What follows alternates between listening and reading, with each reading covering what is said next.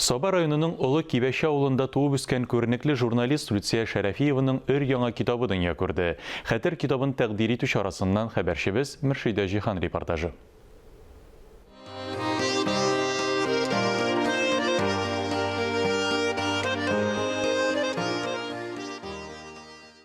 Каләмең тарихка манылып языла икән, анда хикмәт булмый калмый.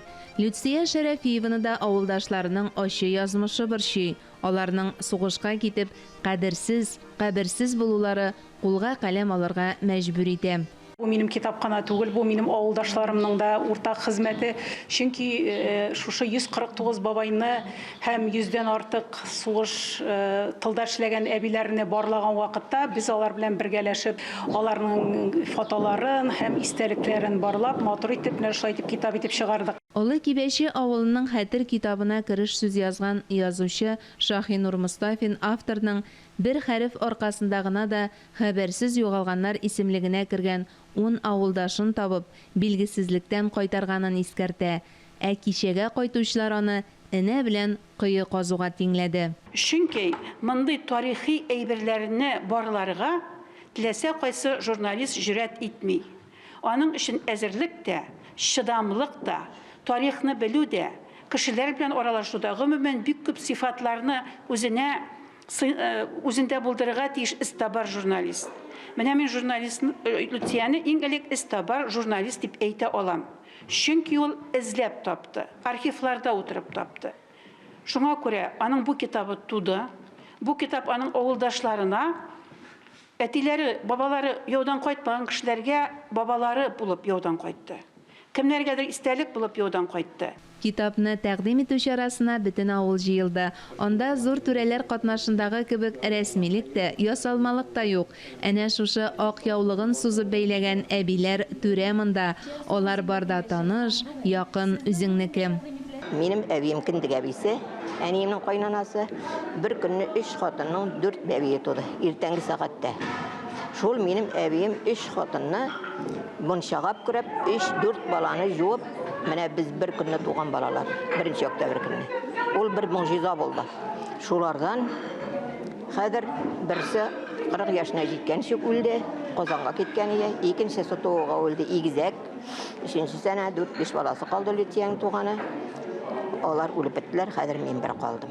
1 октябрьдә 80 яшь тутыручы Әлфинур апа 13 яшеннән җигелеп тормыш нужасын тарткан. Заманасы шундый иде ди. Ул чирларны яшь буынга шушындый китаплар һәм музейлар гына күз алларга мөмкинлек бирә. Мин бер сүз әйтмәдем. Булдырга аласың икән, синең ризагың шул инде дидем. Мин ага бит башта ук нигә медицинага укытасы килгән идем. Нигә врачка, ул бит журналистка китте шуннан соң. Врач та була алар иде, чөнки укуы бик әйбәт дип искә алды химия, биология укытучысы Менәвәрә апа.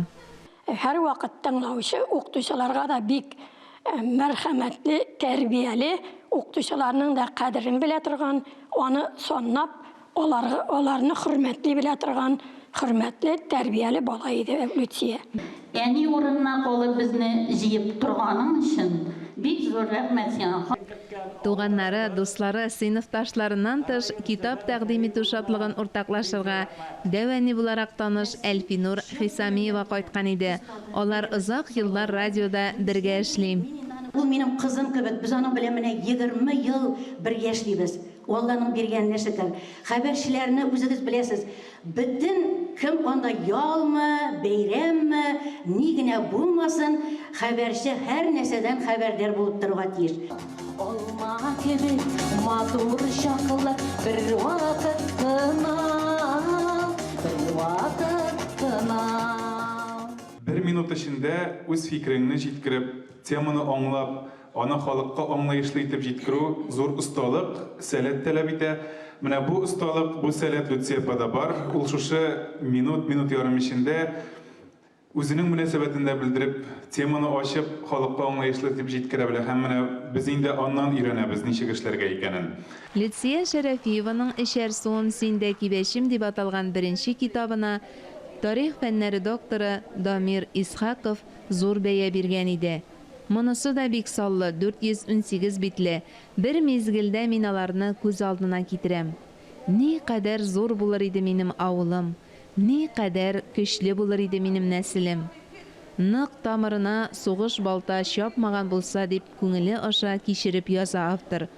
Мин бигрәк тә сөендем.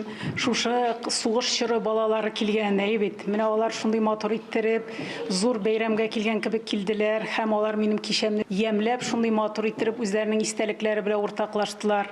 Әгәр дә бу китап безнең барып чыкмаган булыр иде, безнең авылдашыбыз Зөфәр Фәнил улы Гәрәев безгә бик зур булышлык күрсәтте. Аңа матди ярдәм күрсәткән өчен бик зур рәхмәт. Авылда хәзер 300 кеше яши. Алар арасында сугыш чоры балалары да бар. Киләсе китабын Люция Шәрәфиева нәкъ менә аларга багышларга җыена. Ә салкын сулы Зөлхиҗә чишмәсе, авыл табигаты һич шиксез илһам бирер. Мөршидә Җихан, Таһир Хәсәнов, Саба районыннан Татарстан яңалыклары өчен.